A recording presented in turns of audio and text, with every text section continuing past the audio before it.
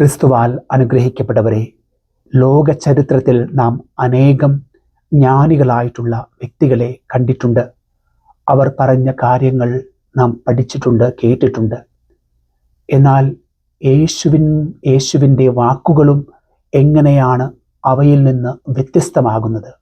യേശു നമ്മെ പഠിപ്പിച്ചത് പിതാവിൽ നിന്ന് കണ്ട കാര്യങ്ങളാണ്, കേട്ടതും കണ്ടതുമായിട്ടുള്ള കാര്യങ്ങൾ. യേശുവിൻ്റെ ഉത്ഭവം പിതാവിൽ നിന്ന് തന്നെയാണ് എന്ന് ഇന്നത്തെ സുവിശേഷം അടിവരയിട്ട് പറയുകയാണ്. ഇവിടെ പ്രകടമായിട്ടുള്ള വ്യത്യാസമെന്ന് പറയുന്നത് നിത്യജീവൻ്റെ വാക്കുകളാണ്. നിത്യജീവന് ഒരുവനെ പ്രാപ്തനാക്കുന്ന വാക്കുകളാണ് യേശു നമ്മെ പഠിപ്പിക്കുവാനായിട്ട് ശ്രമിക്കുന്നത്. സുവിശേഷം വീണ്ടും ഒരു കാര്യം പറയുന്നുണ്ട്. ദൈവം തൻ്റെ ആത്മാവിനെ നമ്മുടെ മേൽ വർഷിക്കുന്നത് അളവ് കൂടാതെയാണ്.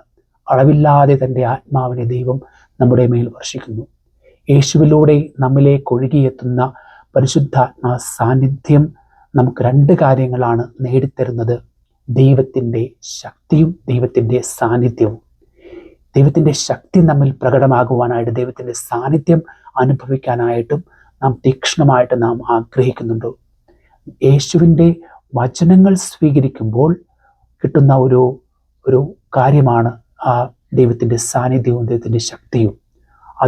അതിനെ വിലക്കെടുക്കുമ്പോൾ, യേശുവിൻ പറഞ്ഞ കാര്യങ്ങൾ വിലക്കെടുക്കുമ്പോൾ ദൈവിക സാന്നിധ്യവും ശക്തിയും നമ്മിലും പ്രകടമാകും. അവസാനമായിട്ട് നിത്യജീവനെക്കുറിച്ച് പറയുന്നുണ്ട്. പുത്രനിൽ വിശ്വസിക്കുന്നവനാണ് അവന് രക്ഷയുണ്ട്, നിത്യജീവനുണ്ട്.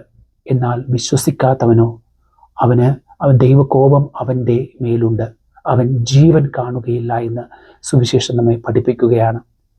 യേശു പറഞ്ഞ കാര്യങ്ങൾ സ്വീകരിക്കുമ്പോൾ നമുക്ക് ജീവനുണ്ട്, നിത്യജീവനുണ്ട്.